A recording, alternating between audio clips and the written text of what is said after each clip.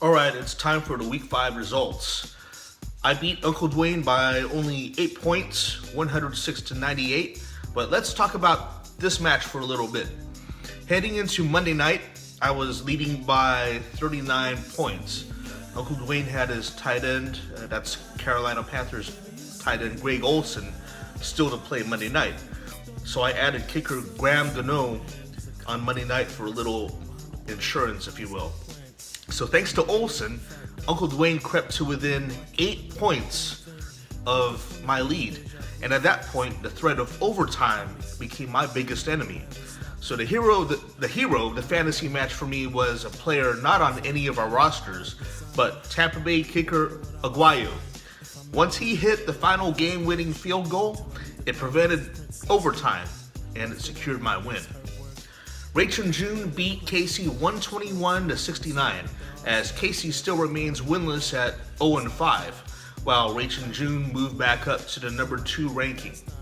Tanny wins his 4th game in a row, 147-122 over Mike. Chuck beat Omar in a mammoth shootout, 184-175, improving to 4-1, and Chuck now holds the number 1 slot in our league. Congratulations. Matt beat John 144-75, improving to 3-2. Uncle Noli defeated Team Felix 133-89. Chris and Bonnie beat James 122-106.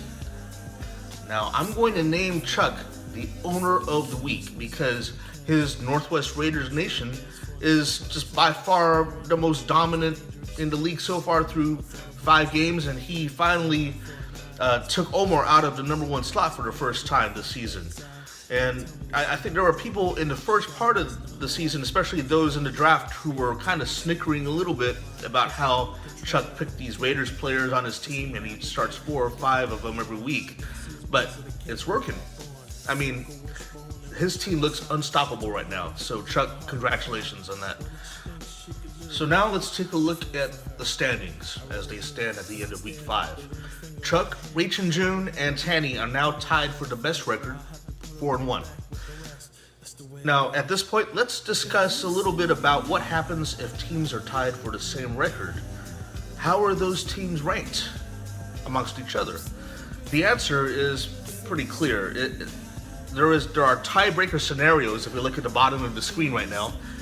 And the first tiebreaker is head-to-head record, meaning that for all the teams with the same record, the team ranked highest is the one with the best head-to-head record amongst those same teams.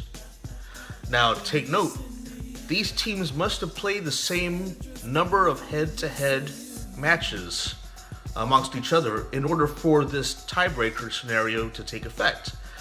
But if not, you have to skip this tiebreaker and move to the next one, which is total points 4. But by the end of the regular season, meaning at the end of 13 games, each team will have played each other team exactly once. So for sure, the head-to-head record will be in effect right before playoffs begin. Now we move on to Week 6. Get your waiver claims in, have fun, and God bless.